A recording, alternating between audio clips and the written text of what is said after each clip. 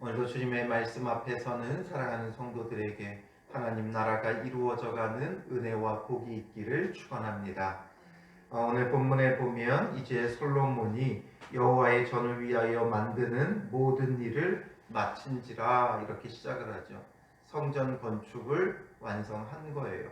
하지만 이건 어디까지나 외형적인 성전을 건축한 것이죠.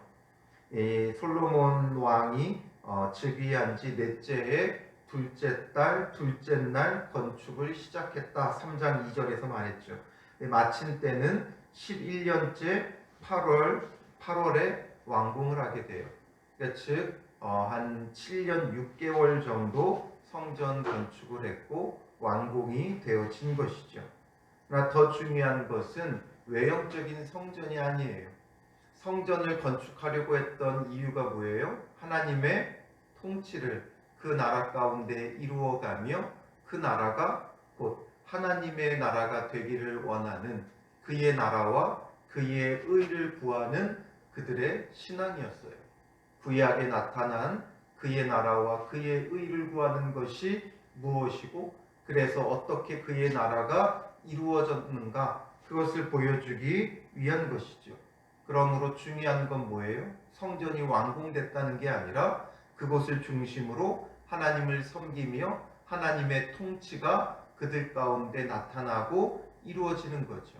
그러기 위해서 중요한 건 뭐예요? 지금은 빈 껍데기뿐인 성전이기 때문에 이제 언약궤를 그곳에 모셔오는 거예요. 언약궤라는 건 하나님의 궤죠. 여호와의 궤, 증거궤라고도 부르지만 중요한 건 하나님과 그의 백성과 가운데 언약의 상징이에요. 마치 우리가 집문서를 쓰면 계약서를 만들죠. 그와 마찬가지로 이 언약궤는 계약서와도 같은 거예요. 하나님께서 내가 너희 하나님이 되고 너희는 내 백성이 되리라 라고 하신 그 관계의 언약궤, 계약서와도 같은 것이죠. 그 계약 조항이 뭐예요? 너희가 내 율법을 즐겨 순종하면 너희가 어디로 가든지 형통할 것이다. 내가 너희와 함께 할 것이고 너희를 떠나지 않을 것이고 내가 너희 하나님이 될 것이다 라는 것이고 이것을 순종하지 않으면 너희에게 저주가 임할 것이다. 이 계약서예요. 그래서 그 상징적으로 바로 십계명 두 돌판이 그 안에 있었던 것이죠. 그러므로 이 언약궤를 모셔오고 하나님과의 그 언약 관계 속에서 하나님의 백성이 되는 은혜를 누리며 그 말씀에 순종해 갈 것을 나타내기 위해서는 언약궤가 이제 와야 되는 거예요. 솔로몬은 다윗 왕이 언약궤를 옮기다 실패했던 것을 알고 있었어요. 지혜의 왕이고 지식의 왕인 만큼 그 과거의 역사를 답습하지 않기 위해서 어떻게 합니까?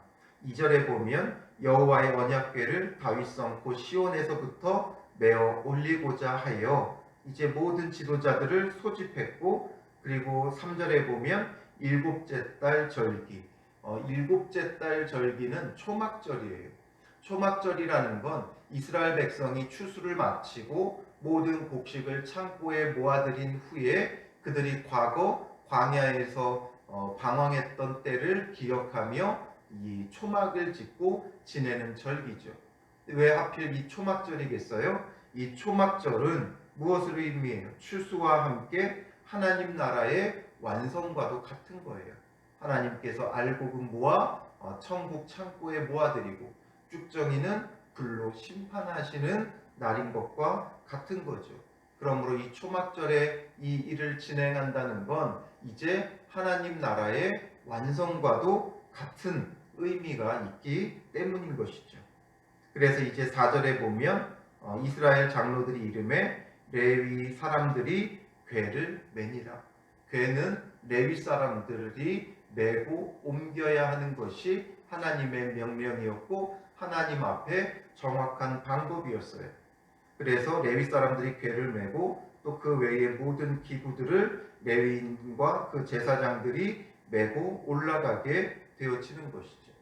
그리고 이제 이 궤가 여호와의 성전으로 들어와 이제 하나님의 통치를 그 땅 가운데 이루어지게 되는 그 일들이 지금 진행되기에 6절에 보면 솔로몬 왕과 그 앞에 모인 모든 이스라엘 회중이 그 앞에서 양과 소로 제사를 드리는 거예요.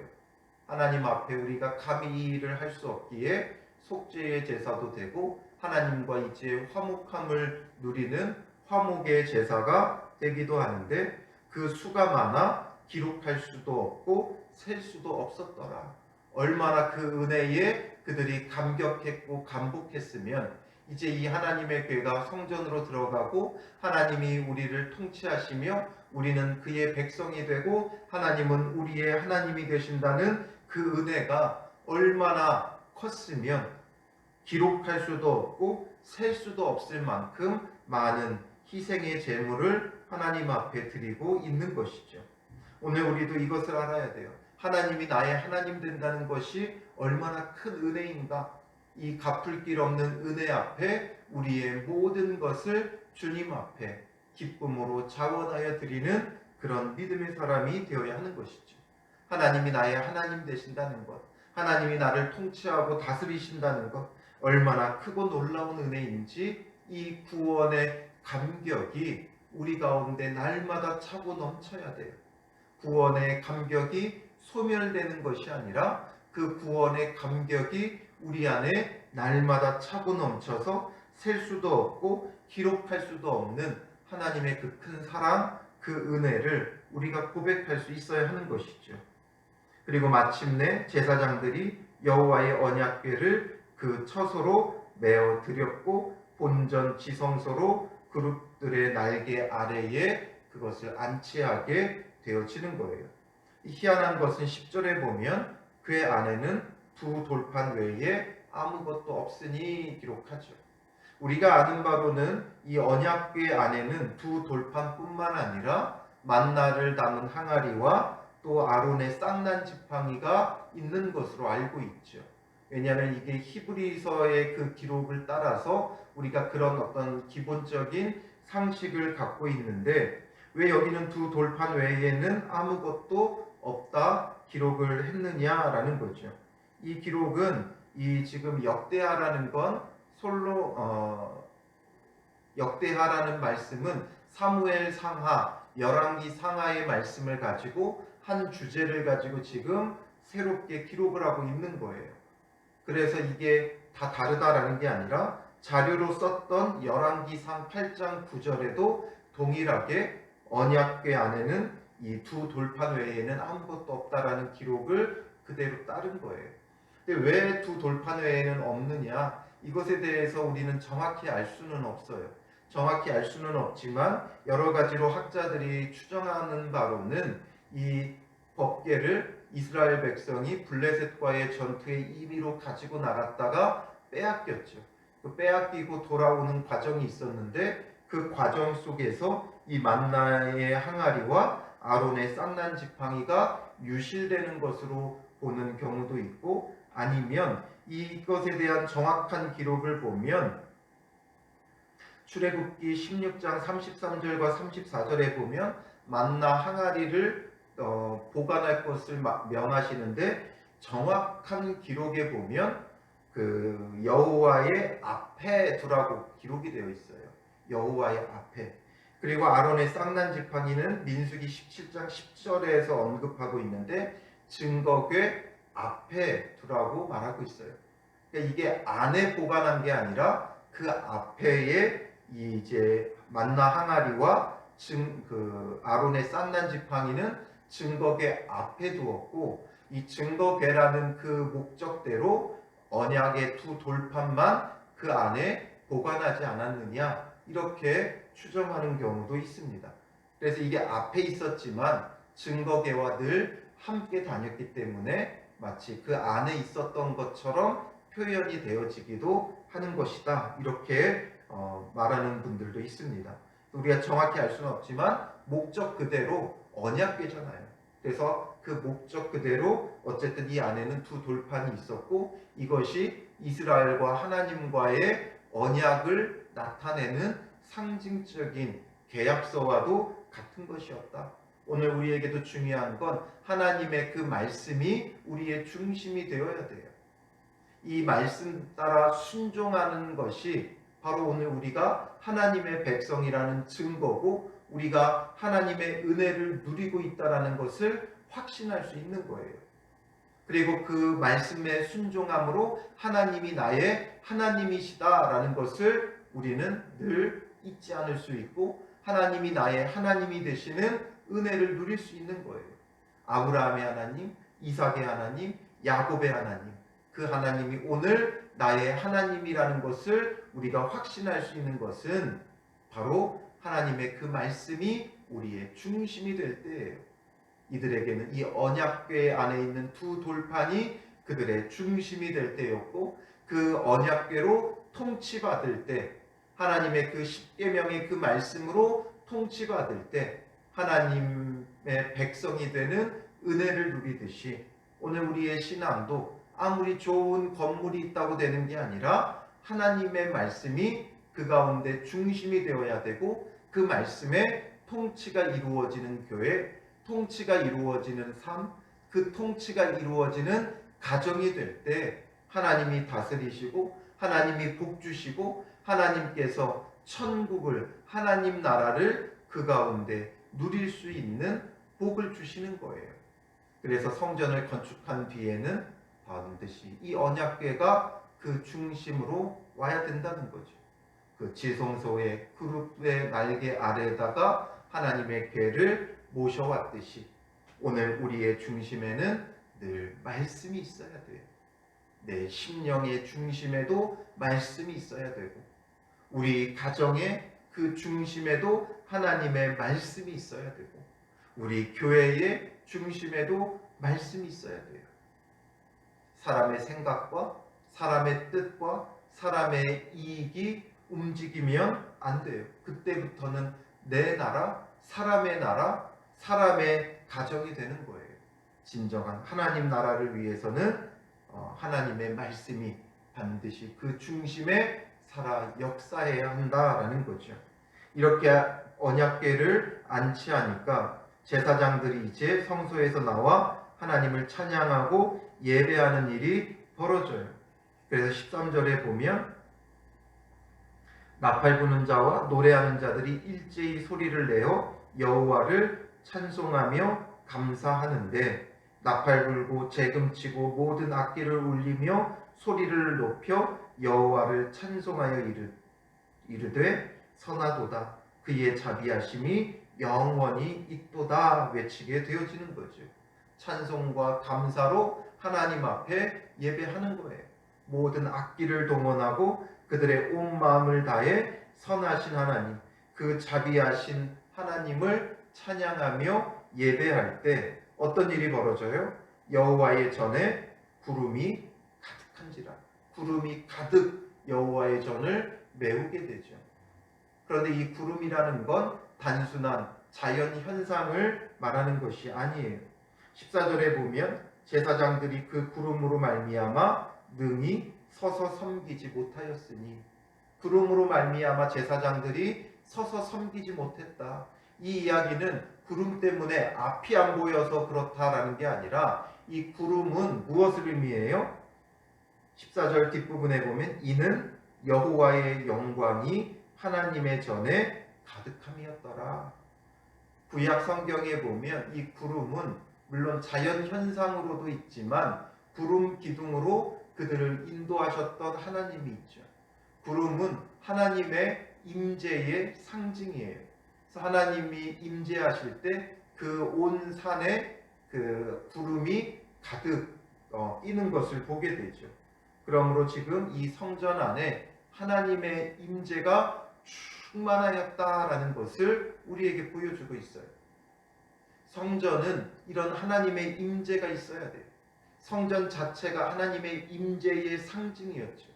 임마누엘의 하나님을 나타내는 게 성전이었고 이제 그 예수 그리스도를 통해 구원함을 얻은 우리가 이제 성전을 대체하는 예수 그리스도가 계시기에 그 예수 그리스도를 통해 우리는 하나님의 임재 앞에 있어야 되는 거예요. 늘 하나님과 하나님의 그 임재하심의 충만함이 우리의 삶의 가정의 교회에 나타나야 한다는 거죠. 그러므로 이 임재하셨을 때, 하나님의 임재가 충만했을 때 능히 서서 숨기지 못하였다. 바로 엎드러지는 거죠. 거꾸러지는 거예요. 하나님의 임재 앞에 거꾸러지는 거예요. 제자들이 예수님을 만났을 때 어떻게 돼요? 그 앞에 거꾸러지죠. 나를 떠나소서, 나는 죄인이로서이다 외치게 되죠. 하나님 앞에 내 모습이 어떤지를 알고 완전히 거꾸러지는 거예요. 감히 뻣뻣이 서서 교만하게 행할 수 없다는 거예요. 우리의 삶에 그 교만함이 꺾어지는 거예요. 우리가 엎드러진다는 건 왜 그래요? 겸손함을 나타내는 것이기도 하지만 그 영광스러움 앞에, 그 높고 위대함 앞에 내가 거꾸러지는 거죠. 내가 절대 그 앞에 설 수 없다. 나의 교만함이 완전히 꺾어지는 거예요. 그래서 납작 엎드리는 거죠. 오늘 우리는 하나님께서 내 삶에 함께 하심으로 우리의 교만함이 꺾어지고 완전히 엎드러져야 되는 거예요. 말씀이 우리 삶의 중심이 되어지면 나는 내 삶 속에서 주님 앞에 완전히 납작 엎드려야 돼요. 나의 생각, 나의 지식, 나의 원함, 이 모든 것을 꺾어버리고 주님 앞에 납작 엎드려야 돼요. 우리의 교만함이 꺾어지지 않는 건 하나님의 임재가, 하나님의 그 충만함이 그 삶 속에 없기 때문인 거예요. 가정 안에서 내 소리를 내세우기를 좋아하고 내 뜻대로 외치고 이렇게 하는 것은 왜 그래요? 나의 교만함이 꺾어지지 않았어요. 하나님의 그 충만하신 임재가 그 가정 가운데 없기 때문에 그래요. 교회 안에서 왜 서로 싸우고 분쟁하고 서로의 뜻을 주장하며 지내게 돼요? 왜 교회가 갈등하며 싸워요? 하나님의 충만한 임재 앞에 사람들의 교만함이 꺾어지지 않기 때문에 그래요. 그럼 반대로 우리가 하나님의 그 충만하신 임재 가운데 거하고 있지 않다라는 것이고, 그러므로 나의 교만이, 나의 의지가, 나의 생각이 주님 앞에 전혀 꺾어지지 않은 거예요. 우리의 이 주님 앞에 거꾸러짐, 넘어짐, 엎드러짐, 이게 필요한 거죠. 우리가 기도할 때 왜 무릎 꿇고 엎드려 기도하는 것이 그 가장 우리가 좋은 자세예요? 바로 주님의 그 임재하심 앞에 내가 거꾸러지는 거예요. 내가 납작 엎드리는 거예요. 내가 하나님 앞에 설 수 없다는 것을 알고 나의 그 모든 교만함을 꺾어버리고 납작 엎드리는 것이죠. 오늘 이 일이 솔로몬의 성전 가운데 일어나는 거예요. 하나님의 말씀을 그 성전 가운데 모셔드리고 하나님의 그 임재하심이, 통치하심이 그 가운데 충만하니까 감히 제사장들이 서지 못하고 엎드러지는 거죠. 오늘 우리의 신앙도 주님의 말씀을 우리의 중심에 모셨기에 그 말씀 앞에 능히 서지 못하고 납작 엎드리고 우리의 교만함이 꺾어지고 하나님께서 충만하게 그 삶을 다스리고 통치하심으로 성령의 충만함과 성령의 일하심이 여러분들의 삶 속에 오늘 하루 가득 넘쳐나시기를 주님의 이름으로 축원합니다. 기도하겠습니다. 살아계신 아버지 하나님, 오늘 우리의 삶이 왜 그토록 꺾어지지 않고 교만한지 다시금 깨닫게 됩니다. 하나님의 말씀이 그 중심 가운데 없었기에, 말씀의 통치하심 아래서 하나님의 임재의 충만하심이 우리 삶 속에 없었기에 여전히 나의 생각을 주장하고 나의 고집을 내세우고 내 뜻대로 내가 원하는 대로 행하고자 하는 우리의 교만함이 주 앞에 꺾어지지 않았음을 다시금 깨닫게 됩니다. 언약궤를 성전 지성소로 메어드리듯이 오늘 우리가 주님의 말씀을 우리 마음의 가장 귀한 그곳에 가장 중심에 모셔드리게 하시고 그 말씀을 통해 하나님의 백성으로서의 삶을 순종하며 나아가게 하옵소서. 그 말씀 앞에 우리의 교만함이 꺾어지게 하시고 하나님의 충만하신 임재 속에 임마누엘의 하나님, 성령의 충만함이, 성령의 기름 부으심이 우리 삶 속에 있어 온전한 하나님 나라를 누리는 복된 은혜의 사람들 되게 하옵소서.